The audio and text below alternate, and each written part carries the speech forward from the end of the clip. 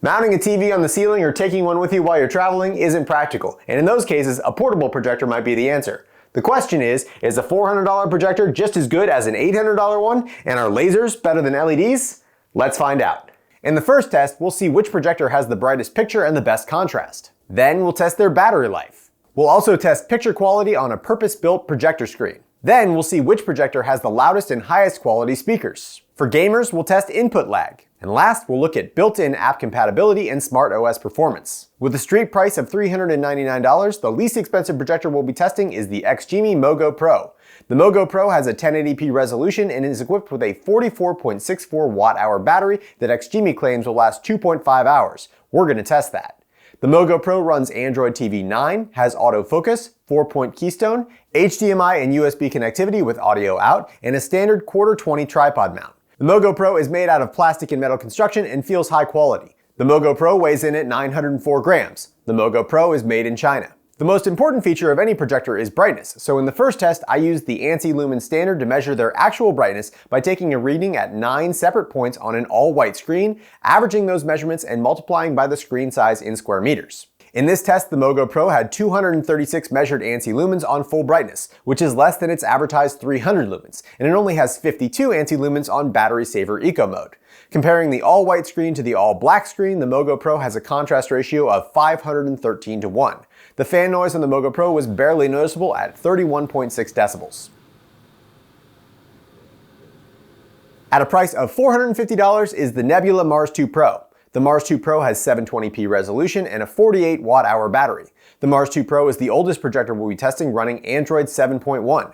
The Mars 2 Pro has autofocus and auto vertical keystone. It also has HDMI and USB connectivity with audio out and a standard Q20 tripod mount. The Mars 2 Pro is mostly made of plastic and feels less sturdy compared to the Mogo Pro. The Mars 2 Pro is significantly heavier at 1,559 grams. The Mars 2 Pro is made in China. The Mars 2 Pro measured in at 560 ANSI lumens on full brightness, which is 60 more than advertised and more than double the brightness of the Mogo Pro. Eco mode on the Mars 2 Pro extends the battery life significantly and still puts out 330 ANSI lumens. The contrast ratio on the Mars 2 Pro was about 90 less than the Mogo Pro at 428 to 1, and the fan noise of the Mars 2 Pro was much louder than the Mogo Pro at 39.1 decibels. With a street price of $499 is this projector from BenQ, the GV30. The GV30 has a 720p resolution and doesn't list battery capacity anywhere, but after disassembling it, I found 3 pouch-style lithium batteries with a total capacity of 35.4 watt-hours, which BenQ claims will last 2.5 hours of viewing. The GV30 runs Android 10.0 with autofocus, auto vertical keystone, HDMI, audio out, and USB-C connectivity, which can be used to play files through an external drive or provide additional power with a battery bank. The GV30 is made out of plastic and feels very well built. In addition to a standard Q20 tripod mount, the GV30 also comes with a magnetic base for easy tilting and aiming. The GV30 and base are the heaviest yet at 1,667 grams. The GV30 is made in China. During brightness testing, the GV30 was very close to its advertised 300 ANSI lumen rating on full brightness and had just over 100 ANSI lumens on battery saving eco mode. The GV30's contrast was the highest yet at 654 to 1, and the fan noise was also the loudest yet at 43 decibels. Also with a street price of $499 is the LG PF50KA. The LG has 1080p resolution and a 44.4 watt-hour battery. The LG has manual focus and automatic vertical keystone correction, and it runs WebOS 3.5, which is the same as LG's smart TVs. The LG has the most connectivity with 2 HDMI ports, USB-A, USB-C supporting power delivery, audio out, coax in, and an Ethernet port for a wired internet connection. The LG has plastic construction and feels a bit cheap, but it weighs the same as the Mogo Pro at 904 grams. The LG has a standard Q20 tripod mount, and the LG is made in Korea. I measured the brightness of the LG at 295 ANSI lumens, which is less than half of its claimed 600 ANSI lumens. And on eco mode, the LG had around 90 ANSI lumens. The LG's contrast was 491 to 1, which puts it in third place so far. The LG's fan was very noticeable at 40.7 decibels. For $550, the Kodak Luma 450 has 1080p resolution and a 38.8 watt-hour battery. The Luma 450 runs Android TV 9 and has manual focus and manual horizontal and vertical keystone. The Luma 450 has HDMI, audio out, USB-A, and USB-C connectivity with support for power delivery via USB-C. The packaging for the Luma had a very unpleasant chemical smell. The Luma has plastic and metal construction and feels very high quality. The Luma is not only the smallest projector, but also the lightest yet at 547 grams. The Luma has a 1/4-20 tripod mount, and the Luma is made in China. The Luma claims to have 200 ANSI-lumens, and I measured 30 less than that at 170 ANSI-lumens on full brightness and 110 ANSI-lumens on eco mode. The contrast of the Luma was 435:1. The fan noise on the Luma was quiet at 34.1 decibels, but noticeably higher pitched than the rest of the projectors.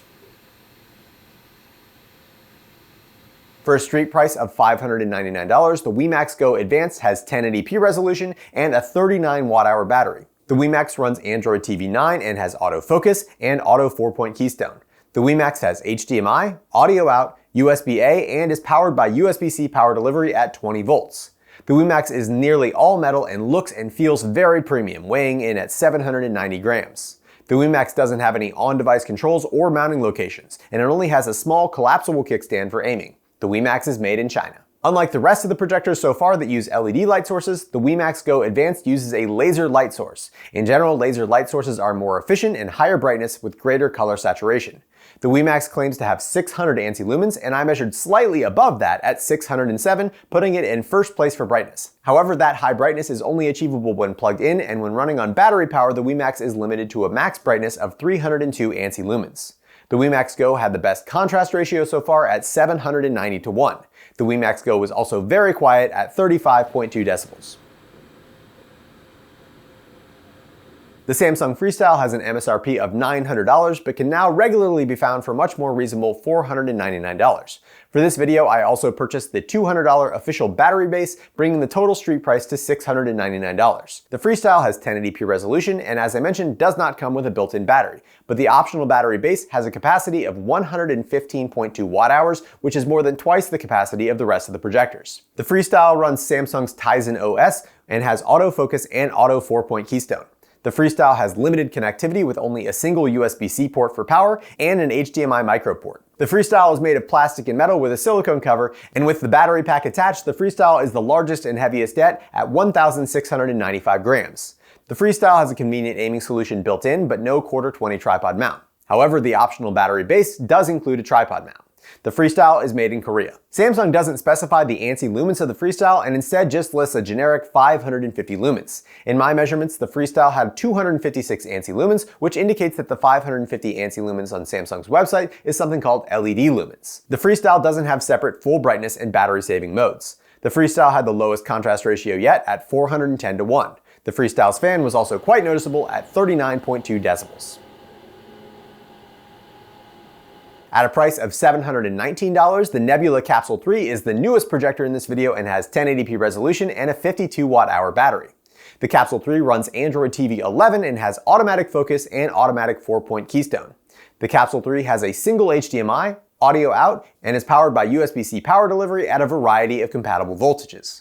The Capsule 3 has all metal construction and feels very high quality. The Capsule 3 weighs in at 950 grams and has a 1/4-20 tripod mount on the bottom. The Capsule 3 is made in China. Like the WiMAX, the Nebula Capsule 3 also uses a laser light source, but it advertises half as much brightness as the WiMAX at only 300 ISO lumens. Using the ANSI standard, I measured about 10% over that at 331 ANSI lumens on high brightness and 187 ANSI lumens on battery saving mode. The Capsule 3 had a contrast ratio of 682:1, which is enough for second place behind the WiMAX. And the fan noise of the Capsule 3 was 35.1 decibels.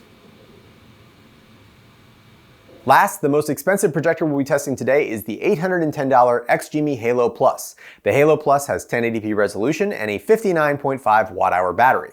The Halo Plus has Android TV 10.0, automatic focus, and automatic 4-point keystone with object avoidance. The Halo Plus has HDMI, USB, and audio out ports and includes a standard 1/4-20 tripod mount as well as a small kickstand. The Halo Plus has premium plastic and metal construction and weighs 686 grams. The Halo Plus is made in China.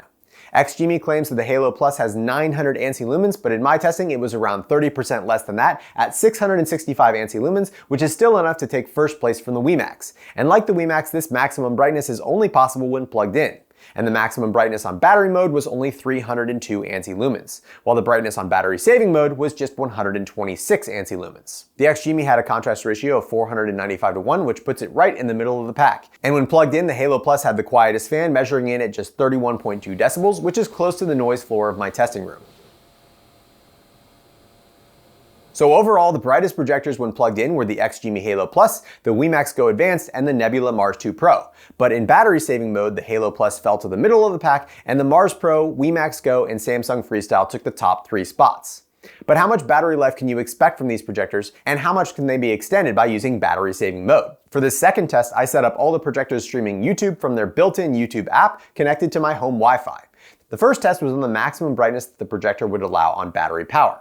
In this mode, the BenQ GV30 really struggled, lasting less than 30 minutes, while the gigantic battery pack of the Samsung Freestyle lasted 3 hours and 11 minutes before shutting off. Very impressive. In the second test, I turned on the battery saving features and I set the brightness into eco mode.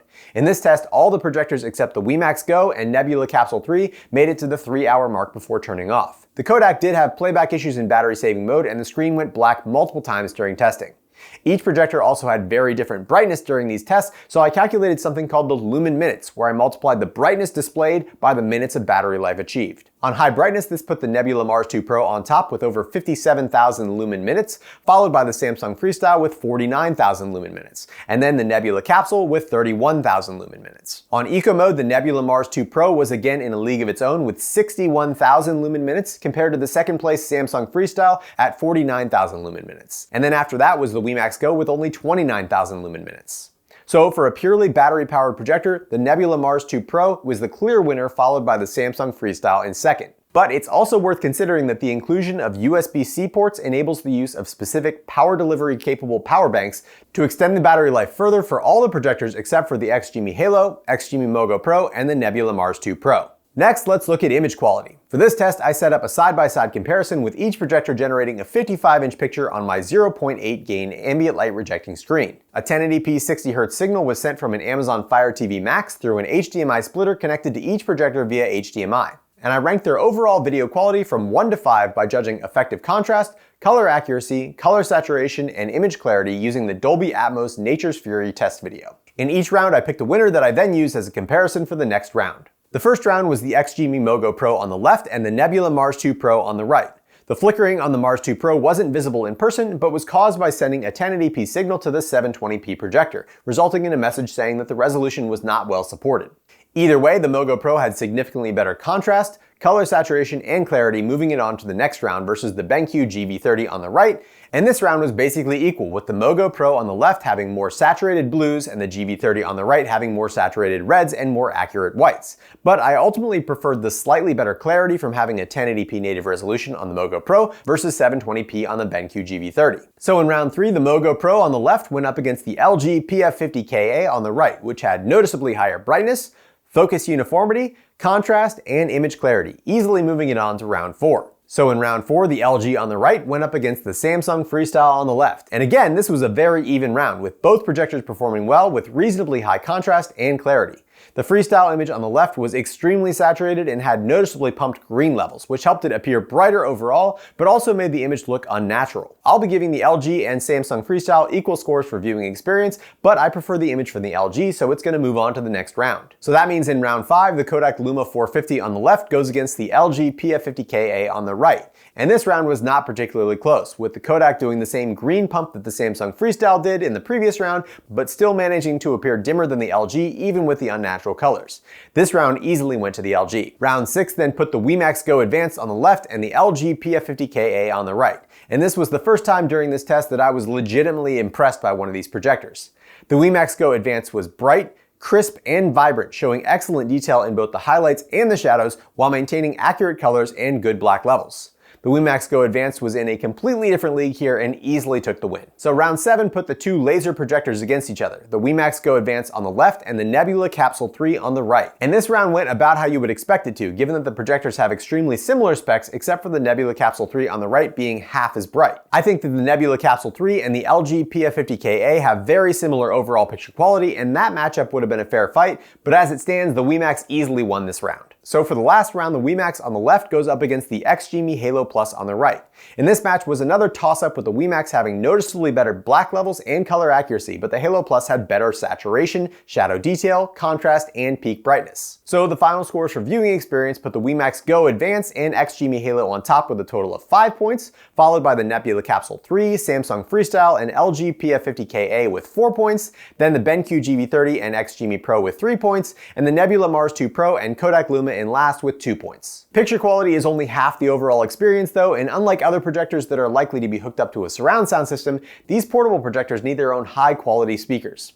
For this test, I recorded the same clip at a distance of 5 feet behind the projector using a Rode VideoMic Pro, and I've included a frequency graph divided up into 3 sections. The orange section is what's commonly called bass or low frequencies, the blue is mid-range where most vocals reside, and pink is the treble, which are the highest pitch frequencies. To score these projectors, I awarded 2 points for frequency response in each of the 3 sections. A quick warning for headphone users, I didn't do any post-processing on these clips, so the true volume of the projectors is reflected in the audio. Let's take a listen from least expensive to most.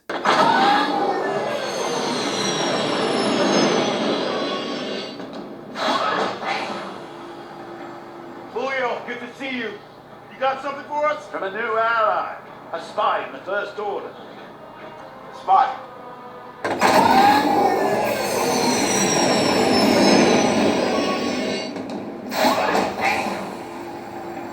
Julio, good to see you. You got something for us? From a new ally, a spy in the First Order.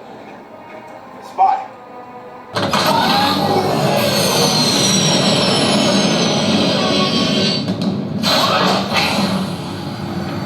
Julio, good to see you.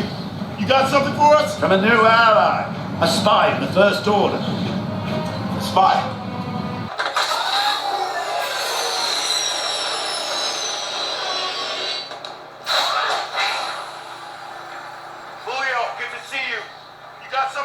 From a new ally, a spy in the First Order. Spy.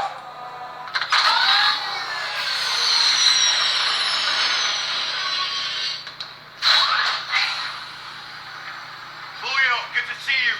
You got something for us? From a new ally, a spy in the First Order. Spy.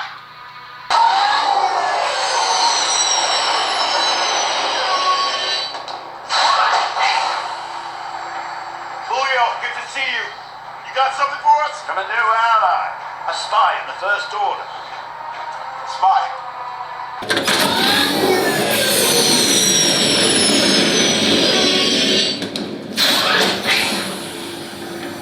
Julio, good to see you. You got something for us? From a new ally, a spy in the First Order. Spy.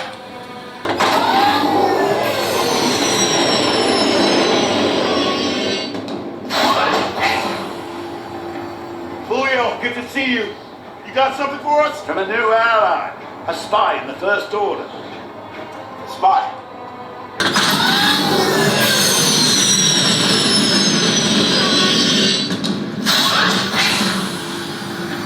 Julio, good to see you. You got something for us? From a new ally, a spy in the First Order.